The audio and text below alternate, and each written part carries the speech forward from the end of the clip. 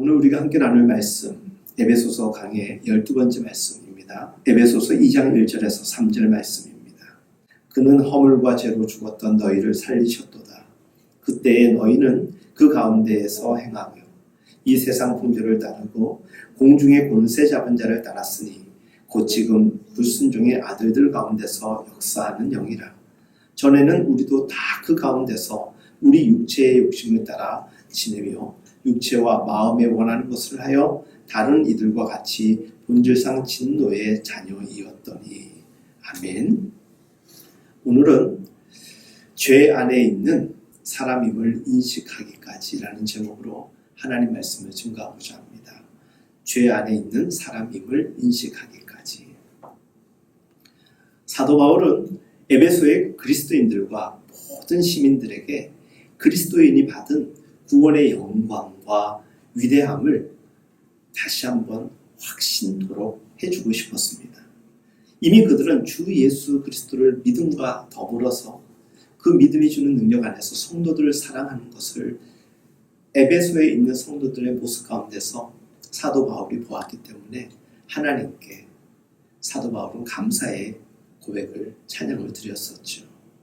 그럼에도 사도 바울은 그들의 이해의 영적 눈이 열려져서 하나님의 그 놀라운 구원의 크심과 또 위대함과 장엄함을 더없이 붙잡기를 간절히 기도하고 있는 중에 있는 것입니다. 당시 사람들은 시험에 빠지기 쉬운 상황에 처해 있었습니다. 에베소서 강의 초반에 말씀드렸듯이 아르미 신전에 수많은 사람들이 오고 가면서 물질 문명이 발달하고 우상 숭배가 만연했던 그 땅에서 그리스도인으로 살아가는 것이 단순히 믿음을 지키는 것 이상 생존의 문제에 있어서도 유혹함이 컸었습니다. 그렇기 때문에 그들은 믿음을 지키기엔 너무나도 어려운 여건이었습니다. 그래서 더더욱 사도 바울은 그들의 믿음을 위하여서 강구하였던 것이었습니다. 시험에 빠지기 쉬운 환경, 진리를 반대하는 세상 속에서 여러 어려운 난관에 부딪혀야만 했지만 더더욱 그들이 믿는 모든 사람들을 통하여서 위하여 베푸신 하나님의 크신 구원의 능력을 확실히 그들이 가슴에 품고 살아가기를 사도 바울은 기도하였던 것입니다. 이는 우리 그리스도인들의 삶에 있어서 분명히 알아야 하고 확신해야 될 진리임을 여러분들 믿으시기를 바랍니다. 그리스도인의 구원에 명백히 나타난 하나님의 구원의 크신 능력이 있겠죠. 그 크신 구원의 능력보다 세상에 더 귀한 것 없습니다. 우리와 같은 죄인을 구원하신 크고 놀라우신 그 사랑, 그것보다 더 크고 놀라운 비밀 한 것 어디 있겠습니까? 성령의 도우심으로 이의 눈이 밝혀지기를 간절히 사도 바울이 기도했던 이유도 그 하나님의 능력의 크심은 우리가 공부해서 노력해서 알 수 있는 것이 아니라 성령께서 주시는 지혜로만 가능했기 때문에 그는 기도할 수밖에 없었던 것입니다.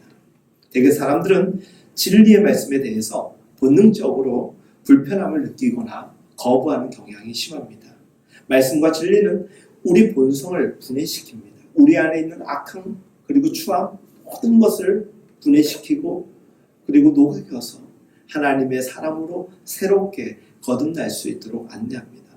영적인 마음의 변화에 대한 의지와 집중이 없으면 어떠한 사람도 거룩한 변화를 참여할 수가 없고 그 변화를 경험할 수가 없는 것입니다.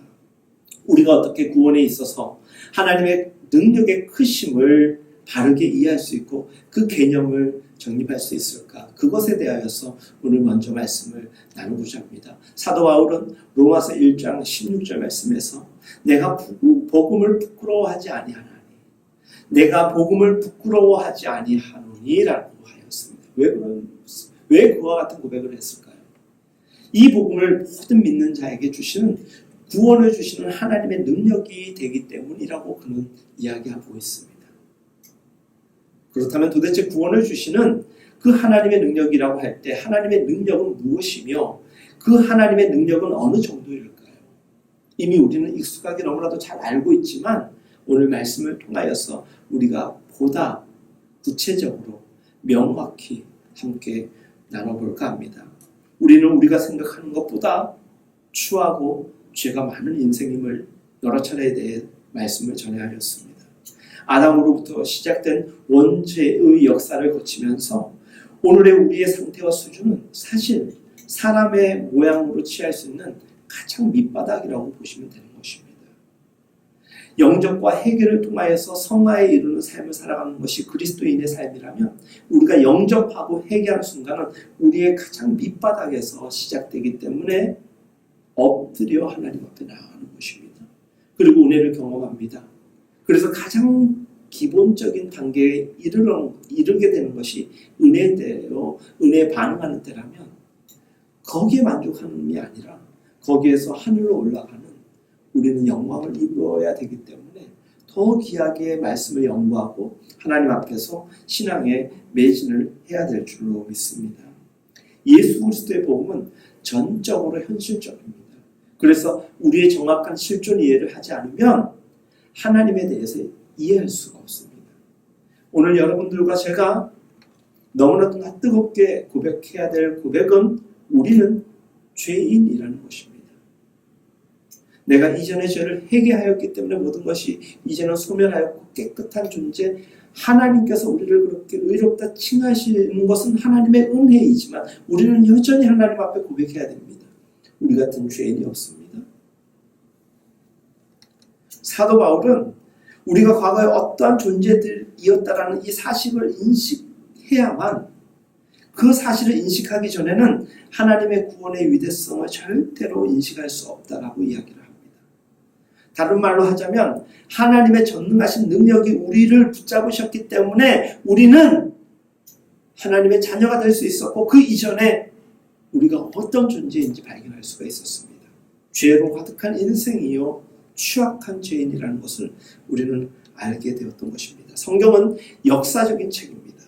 우리가 어떤 사람들인가에 대하여서 우리의 믿음의 선진 내지는 믿음을 가졌음에도 불구하고 잃어버린 수많은 세대와 사람들을 통하여서 사람은 저런가 보다. 그리고 우리는 그 사람들의 모습 속에 역사적 기록 속에 있는 흔적들을 통해서 내가 저와 같구나라는 공감대를 형성할 수밖에 없습니다. 하나님과의 관계를 성경의 사람들을 통해서 우리는 이해하게 되죠. 어떠한 사람도 죄에 대한 성경적 교리에 명확하지 않으면 구속에 관한 성경적 은혜를 이해할 수가 없는 것입니다. 여러분, 오늘날 그렇게 많은 사람들이 구속의 개념에 대해서 희미하고 느슨하게 대처하는 이유는 죄와 구속에 대한 개념의 이해로부터 온 것은 아닐까 생각하게 됩니다. 성경이 죄 가운데 있는 사람에 관하여서 가르치고 있습니다. 그리고 죄가 인간에게 끼친 영향에 대하여서도 가르칩니다. 무엇인지를 깨닫지 못하면 그 깨달음 이상으로 우리는 발전할 수가 없는 것입니다. 여러분들 성육신 교리가 있죠. 예수님이 본체 하나님이셨는데 인간의 몸을 입고 이 땅에 오신 사건이 있죠. 우리의 죄의 교리를 이해하지 못하면 성육신이 믿어지겠습니까? 내 죄 때문에 하나님께서 몸을 입고 이 땅에 오신 분이 예수님이구나. 그래서 눈물이 나고 그래서 감사하게 되는 것입니다. 성경은 우리 사람이 철저히 죄인으로 바라봅니다. 성경을 읽으면 성경이 하는 소리는 당신은 우리는 죄인이라는 것입니다.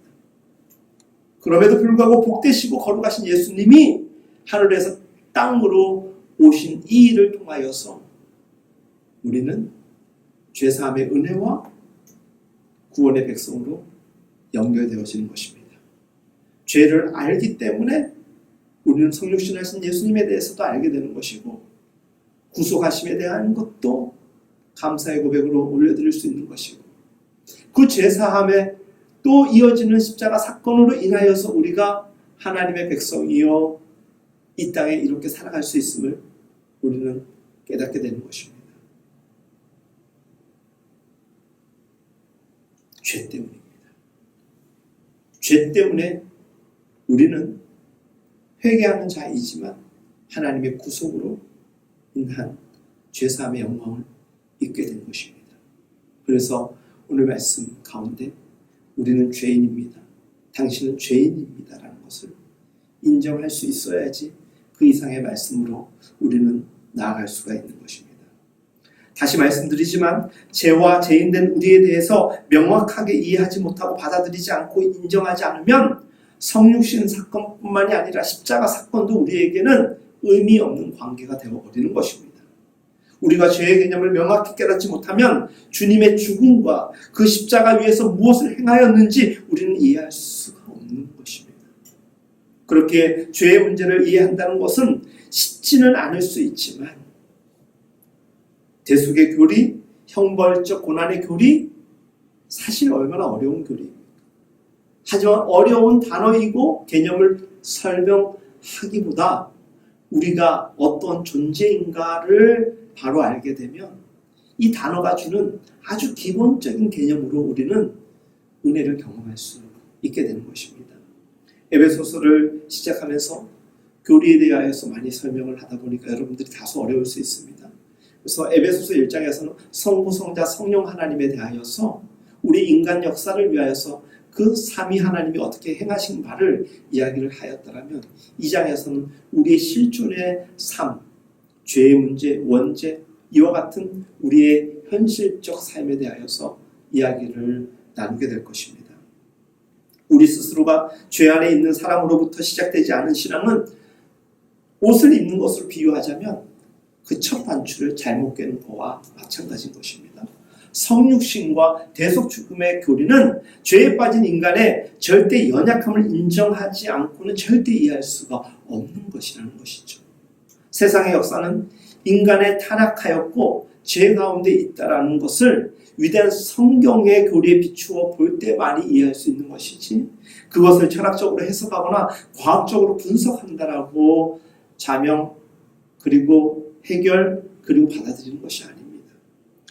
그래서 사도 바울은 에베소서 1장에서 성령의 조명을 받아야 된다. 그래서 지혜와 계시의 영이 함께하기를 원한다라고 그토록 간절히 기도하였던 것입니다. 여러분, 말씀이 잘 이해가 되지 않고 어려울 때는요, 우리가 더더욱 그 말씀에 집중을 하고 또 기도 가운데 하나님께 물어야 되며 또 목회자나 우리 스태프들에게 연락을 하셔서 이해되지 않는 부분은 같이 공유를 하면 좋을 것 같습니다. 오늘 우리 시대 사람들은 고리타분한 이야기, 논리적 방식 꽤 갖추려고 하지만 실상은 좀 귀찮아합니다. 교회에서도 그냥 편안하게 설명하여서 듣는 가운데서 사람들이 유익을 취하는 것 같지만 사실 제대로 모르는 경우가 참 많습니다.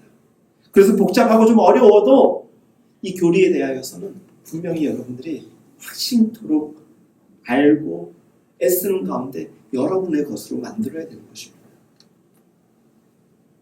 오늘 3절의 말씀을 통하여서 성경 전체에서 발견되는 가장 놀랍고 완벽한 방식으로 사도 바울은 죄에 빠진 인간의 상황을 교리적으로 설명을 하고자 하였던 것 같습니다.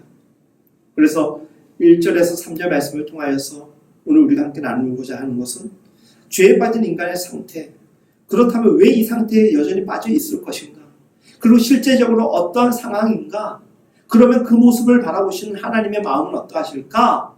그래서 하나님의 방법과 하나님의 대책은 무엇인가에 대하여서 이야기를 할 터인데 이것을 줄이면 죄 안에 있는 우리들을 어떻게 하나님께서 구원하셨는가에 대한 말씀이 될 것입니다. 여러분, 우리는 죄에 빠진 인간입니다. 그리고 우리의 상황은 죄 안에 있는 상황인 것입니다. 그래서 오늘 1절 말씀에 기록되어 있습니다. 너희는 허물과 죄로 죽었다라고 전제합니다. 그런데 죽었다라는 말과 동시에 그가 너희를 살리셨다라고 말씀을 전하고 있습니다. 죽음을 규정하는 가장 훌륭한 방식은 반대편에서 설명하는 것 또한 우리의 이해를 돕습니다. 예수 그리스도가 우리를 살리셨습니다. 뒤집으면 반대로 얘기하면 예수 그리스도가 아니면 우리는 죽은 존재요, 죽은 상태와 마찬가지인 것입니다. 하나님은 천지를 창조하신 생명의 근원이 되어주십니다. 생명과 영생을 홀로 가지신 분이 바로 하나님이십니다. 그런 생명의 원천이십니다. 그분은 생명을 유지하시는 분이십니다. 그분은 그 생명을 통하여서 날마다 우리에게 호흡케 하시는 분이십니다. 하나님을 떠나서는 그 어떤 존재도 생명력을 유지할 수가 없습니다. 그러므로 우리가 성경에 의하여서 생명을 규정할 수 있다면 성경을 통하여서 우리는 죽음 또한 규정할 수가 있는 것입니다. 그런데 오늘 말씀 1절은 허물과 죄로 우리는 죽었다라고 나와 있습니다. 우리도 죄를 짓지만 우리 안에 DNA는, 영적 DNA는 원죄를 가지고 있습니다.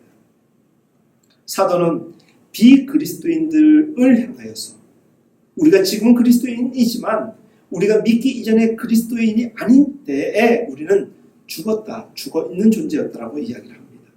사도가 말하는 너희는, 에서의 너희는 죽은 존재로서 단순히 육체적 죽음을 의미하는 것이 아니라 영적 죽음을 의미하는 것입니다. 사람들이 회심하기 전에 그러한 상태에 있었다라는 이 표현이 있죠. 어떤 상태입니까? 그것은 에베소서 2장 12절 말씀에 이렇게 기록되어 있습니다. 그때에 너희는 그리스도 밖에 있었고 아니면 좋은데 밖이라는 그 표현 자체가 우리에게 죽음을 시사하겠죠. 이스라엘 나라 밖의 사람이라. 약속의 언약들에 대하여서 외인이다. 세상에서 소망이 없고 하나님도 없는 자이다. 에베소서 2장 12절의 말씀이죠. 12절의 말씀을 좁히면 그리스도 밖이라 함은 하나님이 없는 자라는 것입니다. 그 마음에 하나님을 품지 못한 자, 알지 못하고 인정하지 않는 자 이야기하는 것입니다. 이스라엘 밖의 사람이라 함은 하나님을 멀리한 자입니다. 약속의 언약들에 대하여서 외인이다. 생명과 동떨어진 사람을 의미하는 것입니다. 주 안에서 너무나도 사랑하는 여러분, 저는 오늘 여러분들에게 매우 중요한 메시지를 전하는 것입니다.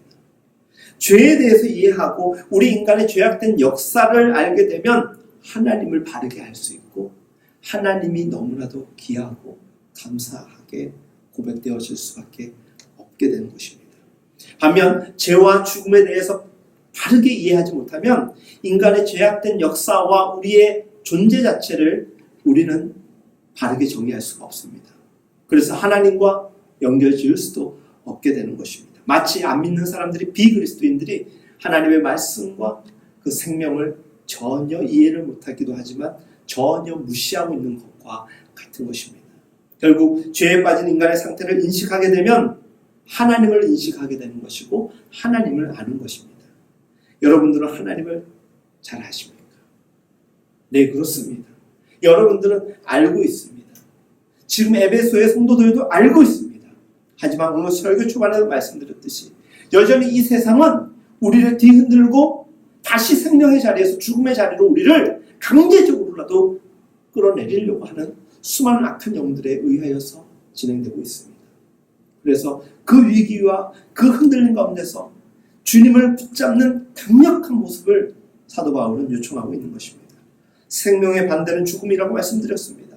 죽음은 죄와 관련되어 있습니다. 하나님을 알지 못하는 상태, 그것이 죄인 것입니다. 하나님을 알면 어찌 우리가 겁없이 죄를 지을 수가 있겠습니까? 생명은 참 유일하신 하나님과 그 보내신 예수님을 아는 것입니다. 우리가 나의 하나님이라고 고백합니다. 나의 하나님입니다. 소유격입니다. 그분이 나의 하나님이 될 때 나의 고백은 나는 죄인입니다. 그런 죄인을 살려주신 나의 하나님, 나의 구주가 고백될 수 있는 것입니다. 죄의식 회개하지 아니하고 하나님 앞에 구별된 삶으로 살겠다는 결단 없이 나의 하나님이라고 쉽게 고백해서는 아니 되는 것입니다. 죄에 빠진 인간에 관한 성경적 교리적 관점에서 보면 왜 인간이 죄에 빠진 상태에 있을 수밖에 없는가? 로마서 8장 5절을 사도 바울은 이렇게 표현합니다. 육신을 쫓는 자는 육신의 일을, 영을 쫓는 자는 영의 일을 생각하노니. 하나님을 알고 하나님을 가슴에 품은 사람들은 영적인 생각과 일을 진행한다는 것입니다. 근데 여전히 육신에 거하는 존재들, 세상에 거하는 존재들은 세상 것에만 집중하게 될 수밖에 없다는 것이죠. 그리스도인이 아닌 육신의 사람은 영적인 일을 알지 못합니다. 관심조차도 없고 알기를 희망하지도 않습니다. 그들은 생명과 죽음 그리고 하나님과 주 예수 그리스도에 대하여서 일체 관심도 없고 알기를 거부하고 있는 모습을 우리는 종종 보게 됩니다. 육신의 생각은 하나님과 원수가 되나니 하나님의 법에 굴지 않을 뿐 아니라 할 수도 없음이라. 죄에 빠진 사람은 그 스스로가 죽어있는 상태이기 때문에 성령의 일에 관심이 없습니다. 그래서 성령의 조심, 성령의 도심, 계시와 지혜의 영이 우리에게 임하여야 된다는 것입니다. 그들은 하나님의 생명 밖에 거하는 외인, 죽어있는 상태라고 성경은 오늘 이야기를 합니다. 죄 안에 있는 사람의 삶은 그런 까닭에 비참한 삶인 것입니다. 우리가 그렇다고 해서 믿지 않는 이들에게 비참한 삶을 살아가는 존재들이요 라고 이야기할 수 없죠. 긍휼히 여기고 안타까운 마음으로. 그래서 우리는 전도하는 것입니다. 나 같은 죄인, 무지 가운데서 죽음의 상태에 있었던 우리와 같은 모든 이들을 구원의 자리로 생명의 자리로 인도하신 하나님, 그 사랑을 기억하고 여전히 그 감격이 있다라면 죽어가는 수많은 사람들을 그냥 방치할 수 없게 되는 것입니다. 사도는 이 모든 것을 로마서 6장 11절에서 이와 같이 진술하고 있습니다. 이와 같이 너희도 너희 자신을 죄에 대하여 죽은 자요 그리스도 예수 안에서 하나님을 대하여 산 자로 여길지어다. 그리스도 예수 안이라고 했습니다. 이전에는 우리는 죄 안에 있었던 존재입니다. 그리스도 안으로 우리는 이동하게 됩니다. 죽음에서 생명으로 옮겨질 것입니다. 여러분, 이전과 이후는 다른 것입니다. 예수를 믿었습니다. 교회를 다닙니다. 근데 변화가 없습니다. 교회만 다니는 겁니다. 교회만 다녀서는 구원이 없습니다. 때로 교회를 다니는 분들 가운데서는 정말 구원에 대한 이해와 또 가슴에 품은 그 사랑, 그것이 보이지 않고 때로는 윤리와 도덕, 때로는 교회를 하나의 지적 공동체, 단체, 교제의 단체로 여기면서 그것으로 만족하는 이들이 있습니다. 안타까운 일입니다. 아니죠. 교회는 생명을 살리는 곳입니다. 그래서 우리 같은 죄인들이 모였을 때 거듭남의 영광을 잊고 부활의 소망과 하나님의 나라에 대한 열망 가운데 살아가는 공동체입니다. 그렇기 때문에 오늘 이 땅이 힘들어도 견뎌낼 수가 있는 것입니다. 스스로 죄인임을 고백하고 구원자 하나님을 인식하기 전에는 하나님에 대하여서 우리는 살아있는 존재라고 볼 수가 없습니다. 지금 그리스도인들로 살아가는 우리들, 그 생명에 동참하게 되었고 은혜를 받은 자입니다. 얼마나 감사합니까? 이보다 더 큰 구원이 어디 있고 이보다 더 우리에게 큰 하나님의 사랑과 선물이 어디에 있겠습니까? 우리가 여기서 꼭 체크하고 넘어가야 될 질문이 있습니다. 여러분들은 본성적으로 이전에 처해 있던 상태가 나는 죄인이었다는 걸 인식하고 인정하고 받아들이셨습니까? 그러면 그 다음 단계가 가능한 것입니다. 또한 여러분들은 이러한 죄 안에 있는 우리 사람에게 하나님의 능력의 크심이 관여되지 않고는 안 됨을 인정하십니까? 이 두 가지가 고백되어지고 인정될 때 우리는 하나님의 사람으로서 이 땅을 믿음으로 살아가고 있다라고 이야기할 수 있는 것입니다. 바울은 죄 안에 있는 인간은 보이지 않는 악한 영을 통해서 지배받고 있다라고 이야기를 합니다. 본문 2절 말씀, 그때 너희는 그 가운데서 행하여 이 세상 풍속을 따르고, 이 세상 풍속은 이 세상의 세대를 의미합니다. 그런 의미에서 바울은 이 세상의 세대라는 그 시대의 사고방식, 정신구조를 아주 중요하게 표현하고자 합니다. 왜 그렇습니까? 하나님의 방식, 하나님의 뜻이 아닌 세상의 방식, 구조적 사고방식은 우리에게 생명으로 연결되어 줄 수 없다는 것입니다. 그것은 갈라디아서 1장 4절 말씀을 아주 오래전에 강해 설교를 하면서 전했던 것 같습니다. 이 세상과 이 세대는 악하다. 그 악함을 우리에게 해결, 자유케 해주시기 위하여서 구주 예수 그리스도가 이 땅에 오신 거라고 전했죠. 성경적 의미에서 세상은 하나님을 떠나 있는 사고방식, 정신구조, 이 모든 것을 망라한 것입니다. 세상은 하나님이 없는 인생관으로도 넉넉히 즐겁게 살아갈 수 있다라고 여기는 우매자들의 터전이 되어가고 있습니다. 하나님 없는 사고방식은 우리에게 한계 이상을 뛰어넘을 수 있는 은총으로 이어질 수가 없는 것입니다. 세상이라는 말은 물리적인 형태이기도 하지만 사실 하나님이 배제된 삶의 모든 것을 의미하는 것입니다. 우리 안에 하나님이 없다? 세상 가운데 하나님이 없다? 생명력이 없는 것입니다. 하나님이 그 가운데 없다라는 것은 여전히 우리는 세상 속에 있다는 것입니다. 우리 안에 세상을 비워낼 수 있어야 하나님 나라가 임재하고 자리 잡을 수 있는 것과 같은 것이죠. 로마서 12장 2절 말씀에 기록되어 있기를 너희는 이 세대를 본받지 말고 오직 마음을 새롭게 함으로 변화를 받아라. 하나님의 선하시고 기뻐하시고 온전하신 뜻이 무엇인지 분별하라고 이야기를 합니다. 내가 죄에 대하여서 이해하고 인정하고 받아들였습니다. 나는 죄인입니다. 그러니까 우리 구주께서 우리를 위하여 행하신 일들이 너무나도 감사하고 크고 놀라운 것입니다.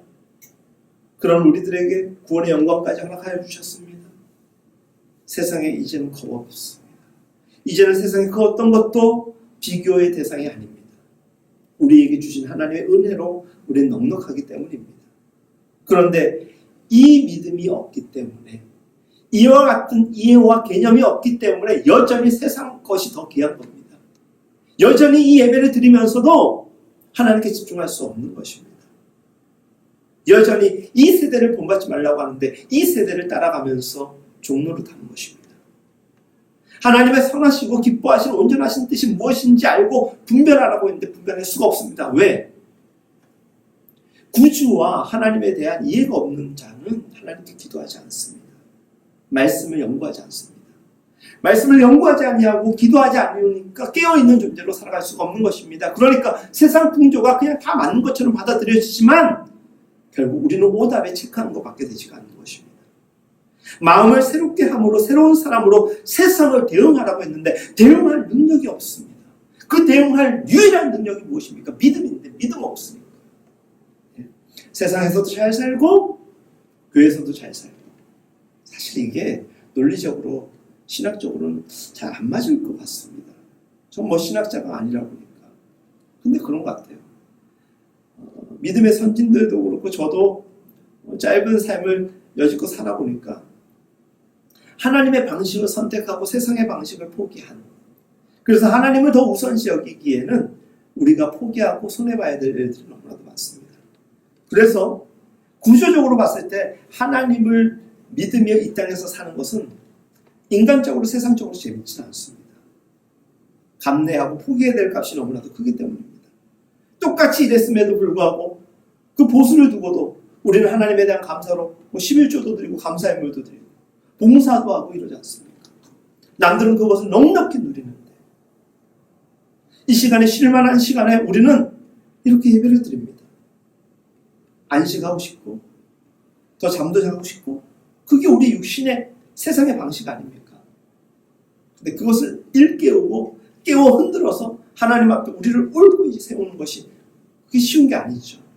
오늘 예배 드리는 것이 쉽습니까? 집중 잘 안 되죠.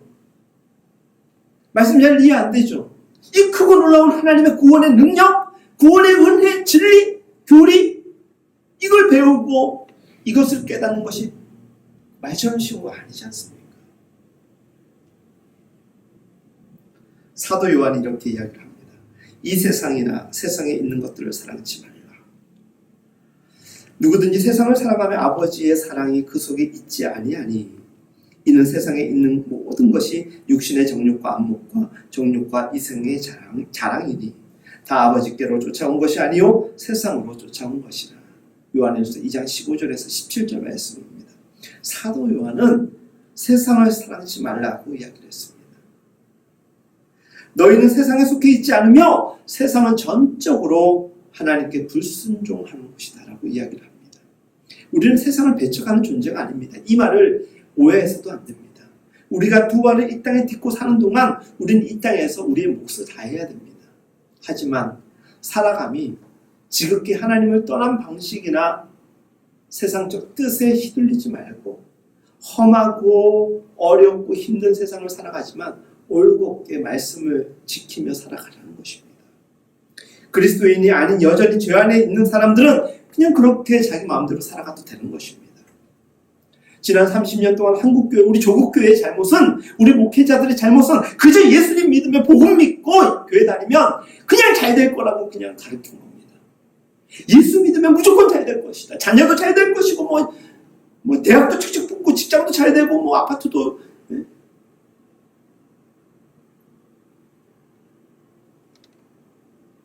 제가 얼마 전에 경악을 했던 일들, 제가 집이 없어서 이런 얘기하는 건 아닌데요. 집이 있는 권사님 몇 분이서 어느 특정 지구에 뭐 같이 얘기를 맞췄는지 투자를 했나 봐요. 그리고 이제 분양이 시작된 지 얼마 안 됐어요. 근데 무슨 피를 받고 팔았다고. 근데 뭐 그게 이익금이 뭐 1억, 2억 뭐 이렇대요. 그분들만이 아니라고 하는 사람들이. 칼로 찔러 죽이고 남의 거 훔치고 죄죠. 이유 없는 부동산 투기 죄입니다. 우리가 얼마나 죄에 대한 개념이 없으면 지 마음대로 그냥 선과 악을 개념 짓습니다. 세상을 사랑한다? 그겁니다. 그냥 주어진 환경 속에서 감사하면 될 뿐인데 넉넉히 누릴 수도 있음에도 불구하고 여전히 욕심 가운데서 우리가 자행하는 수많은 것들 가운데서 하나님이 원하지 않는 것들이 분명히 있다는 것을 인지하고 인식하는 것, 그 하나님을 이해하고 인식하고 받아들이는 것이 믿음이라는 거예요. 믿음이 다른 게 아니에요. 그래서 그 싸움을 이 땅에서 하는 거예요. 그게 영적 싸움인 거예요. 마귀 사탄이 우리를 뒤흔들고 기도할 때 막 이상한 게 보이고 그게 영적 싸움이 아니라 오늘도 성과 악을 두고 싸우는 것, 세상 방식이 여전히 나에게 가혹할 정도로 흔들거리고 있지만 난 하나님의 사람이니까 말씀 지켜야지. 그게 그거예요. 세상을 살아가지 말라.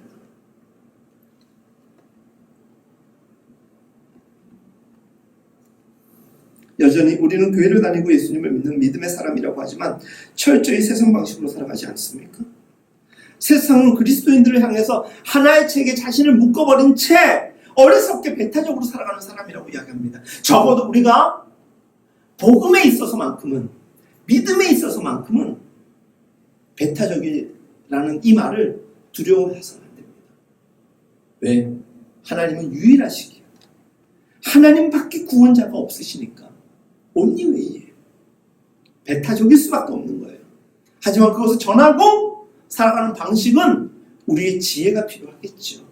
하지만 이 말씀 자체, 이 진리 자체를 두고 타협할 생각 전혀 없습니다. 전혀 없어야 될 여러분들입니다. 세상적 시선에도 어떤 경우에도 타협되어서는 안 될 복음의 온전함을 우리는 지켜야 되는 것입니다. 왜? 구원은 유일하신 하나님으로부터 말미암기 때문입니다. 이와 같은 신앙을 온전히 지키는 삶만이 우리를 죽음에서 생명으로 이어지게 하는 것입니다. 저는 제 가운데 있는 사랑과 그리스도인의 가장 큰 구별이 이러한 구별과 확신 속에서 나뉘어진다고 생각합니다. 반대로 여전히 죄 안에 살아가는 사람들의 비극은 이 문제를 해결할 수 없어서 양다리 걸치고 제멋대로 신앙생활을 하는 것입니다. 사도는 삶 속에 있는 하나의 악한 원리가 이 악한 원리가 이 세상을 통제하고 있다고 이야기를 합니다. 그게 2절 말씀입니다. 그때 너희는 그 가운데서 행하여, 그때 너희들도 그랬다는 거예요. 지금은 아니지만 이 세상 풍조를 따르고 공중의 권세 잡은 자를 따랐으니 곧 지금 불순종의 아들들 가운데서 역사하는 영이라. 자, 이 세상에서 역사하고 있는 악한 원리가 있다라고 말하는데 마지막에 역사하는 영이라고 했습니다. 마귀 사탄입니다. 육안으로 보이지 않는 존재라는 것입니다. 그런데 이 악한 영에게도 힘과 능력과 에너지가 있습니다. 그래서 모든 힘을 다하여서 어떻게라도 우리를 구원해서 떼내기 위하여서 우리를 흔듭니다. 성경을 믿고 성령의 도움 가운데서 이러한 보이지 않는 세력을 분별하고 판단할 수 있어야 됨을 우리에게 바울은 요청하는 것이었습니다. 그들은 끊임없이 우리를 하나님을 부정하도록 만듭니다. 부정하지 않는 입을 두고 여지껏 우리를 공격하는 것입니다. 하나님을 믿지 않는다. 하나님에 대한 원망으로 가득한 입술로 만들기 위해서 우리를 막 흔들어, 통째로 흔들어, 삶의 자리를 다 뒤집어 버릴 때가 얼마나 많습니까? 불순종의 아들들 가운데 역사하는 힘이라. 불순종의 아들들 가운데 역사. 불순종의 아들 가운데서는 뭔가 문제가 생겼다. 그걸 좌지우지하는 영이 있었다는 거예요. 우리를 어떻게 만들려고 한다? 불순종의 아들로 만들려고 한다. 죄로 이어지게 하려고 한다. 죽음의 상태로 다시금 되돌리게 하려고 한다. 그게 악한 영이 하는 일입니다. 우리는 세상에 하나님이 없다고 믿는 비그리스도인들을 향하여서 영원 구원에 대한 안타까움을 가지고 포기할 수 없는 사랑으로 대해야 될 사람인데, 우리의 믿음이, 우리가 믿음에 대하여서 바르게 인식하고 개념이 없으면 우리마저도 그냥 떠밀려 내려가듯이 그렇게 방치될 수밖에 없는 것입니다. 사도는 여전히 마귀와 그의 모든 본세들에 의해서 지배를 받고 있는 세상 속에서 순전한 믿음으로 구주와 복음의 영광을 위하여서 기쁨을 누리며 살아가기를 원하는 그 사랑을 기도하라, 말씀을 보아라, 인내하라, 그렇게 표현했던 것입니다. 그때 너희가 이 세상 풍속을 쫓고 공중권세 잡은 자를 따랐으니, 그런데 지금 너희는 어떠냐? 주님을 영접하니까 어떠냐? 달라지지 않느냐? 죄 안에 있던 너희들 스스로를 인식하니까 하나님을 다시 생각하게 되고 그 앞에서 구원의 역사에 참여하게 되고 오늘에 이르지 않았느냐? 오늘 말씀의 제목처럼 우리가 죄 안에 있는 사람임을 인식하게 되기까지는 하나님을 인식할 수 없는데, 그걸 이해하고 바르게 정립하니까 하나님이 더 선명하고 명료하게 보이게 된 것입니다. 그런데 그게 끝이 아니었습니다. 여전히 흔듭니다. 우리를 미혹합니다. 예수님은 마귀를 이 세상의 임금이라고 이야기를 했어요. 그렇기 또 우리가 신봉할 만큼 우리를 유혹하는 간사함이 얼마나 극에 달하는지 모릅니다. 그들은 실제 마귀들 중에 괴수나 마왕이라고 이야기하는 이도 있더라고요. 사실 마귀는 하나님에 의해서 완벽하게 창조된 천사 아닙니까? 그런데 그들 또한 욕심을 부리면서 하나님이 되기를 원했던 것이고, 결국 하나님을 대적하며 세상 사람들마저도 자신의 부리로 지금 끄집어 드리려고 노력하는 것이죠. 마귀의 목적은 무엇입니까? 하나님의 창조 세계를 해파하고 하나님 나라를 파멸시키는 것입니다. 그렇기 때문에 그들은 하나님의 창조 세계에 들어와서 아담과 하와를 현혹했던 것입니다. 마귀 사탄은 여전히 그 일을 하고 있습니다. 인간의 삶을 지배하기 위해서 우리를 끊임없이 지켜보고 있는 것입니다. 그렇기 때문에 우리가 영적으로 깨어있지 않거나 이 영적 세계를 공부하지 않고 기도하지 않으면 우리는 그냥 무방비상체인데, 그들은 얼마나 악한 영들은 디테일하게 우리를 공략하려고 하는, 우리의 약한 게 무엇인지 주도 면밀하게 공부하고 치밀어 들어오는 것입니다. 바울의 에베소서 6장 12절에서 전합니다. 우리의 씨름은 혈과 육에 대한 것이 아니요 통치자들과 권세들과 이 어둠의 세상 주관자들과 하늘에 있는 악한 영들을 대하리라. 분명히 성경이 이렇게 우리에게 기록하고 있습니다. 그런 영적 준비를 하고 있는 우리들입니까? 영적 싸움을 하고 있는 중에 승리하고 있습니까? 패하고 있습니까? 성령을 볼 수 없기 때문에 성령을 믿는 것이 쉽지가 않습니다. 하나님이 보이지 않기 때문에 하나님을 보기가 어렵습니다. 마귀 사탄도 보이지 않습니다. 그래서 우리는 무방비에 언제나 패배할 확률도 꽤 높습니다. 하지만 보이지 않는 하나님이지만 우리가 죄에 대한 이해와 구속에 대한 명료한 이해가 있다면, 인식한다면 하나님이 보이기 시작하는 것입니다. 이 말씀이 살아 꿈틀거리며 문자가 내 안으로 꿈틀거리며 내 팔과 내 다리, 내 몸을 움직이는 것입니다.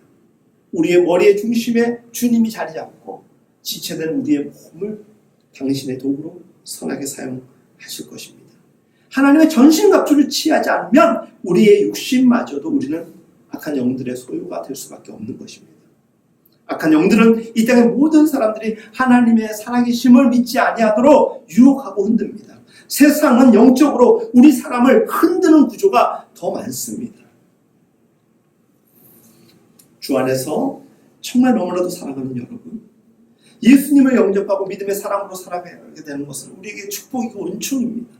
하지만 안일하게 신앙생활을 해서는 결코 지켜내기 어려운 세상임을 우리는 잊지 말아야 합니다.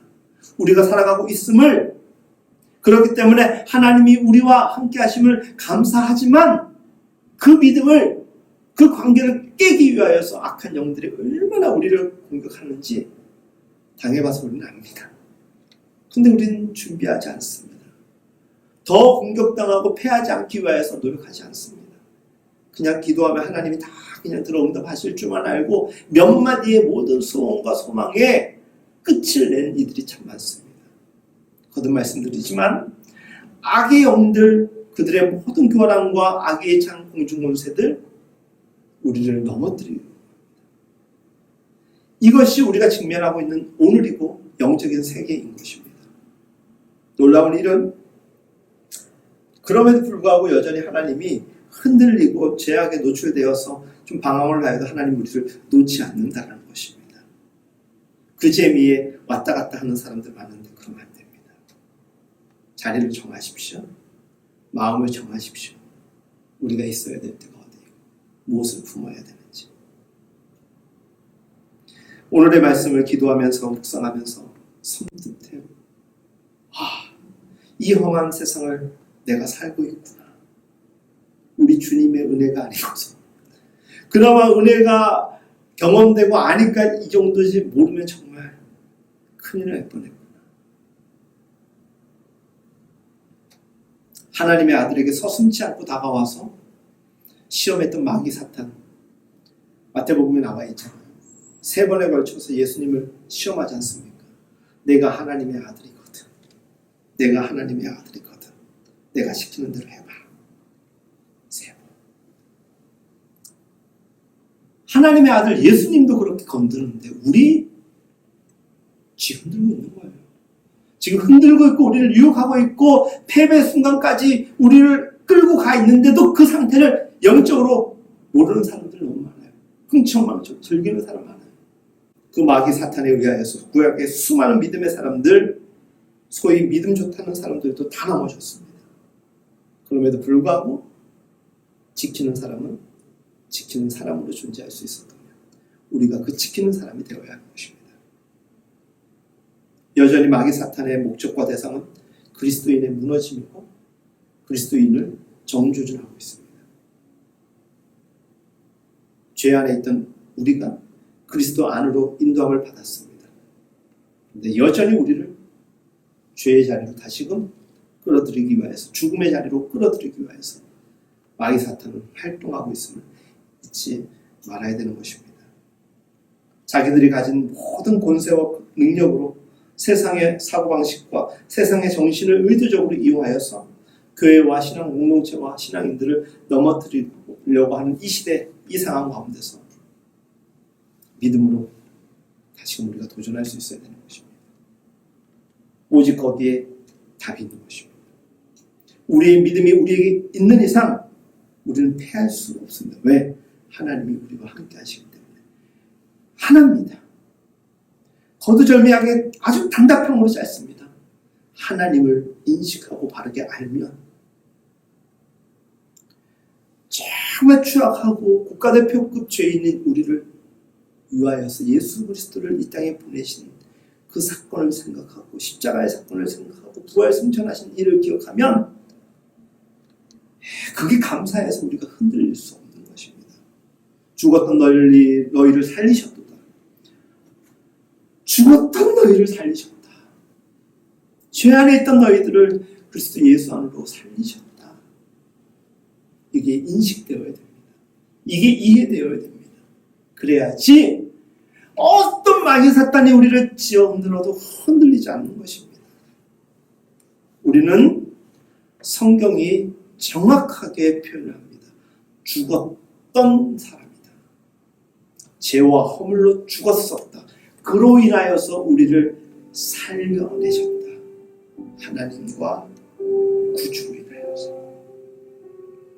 니고데모에게 예수님 말씀하셨습니다. 거듭나라고. 그게 용접이에요. 예수님을 믿었습니다. 교회를 다녔습니다. 그게 여러분들에게 확신으로 다가와 있습니까?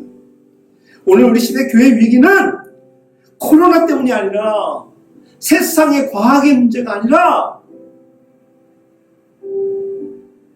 정당히 우리가 인정하고 인식하고 받아들여야 될 그 하나님을 잃어버린 때문 아니겠습니까? 세상이 강하다고 이야기하지 마시고 내 믿음이 없다라고 이야기하는 것이 하나님의 도우심에 더 가까운 것입니다. 저는 확실합니다. 우리를 붙들고 있는 하나님의 이 크신 구원의 능력, 그 어떤 악한 마귀 사탄의 공격이 있어도 하나님은 우리를 포기하지 아니하시고 내버려 두지 아니하신다는 것입니다.